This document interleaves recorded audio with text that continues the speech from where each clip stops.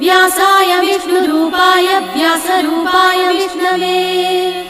नमो वै ब्रह्मनिधये वासिष्ठाय नमो नमः अविकाराय शुद्धाय नित्याय परमात्मने सदैकरूपरूपाय विष्णवे सर्वजिष्णवे यस्य स्मरणमात्रेण जन्म संसारबन्धनात् विमुच्यते नमस्तस्मै विष्णवे प्रभविष्णवे ॐ नमो विष्णवे प्रभविष्णवे श्रीवैशम्पायन उवाच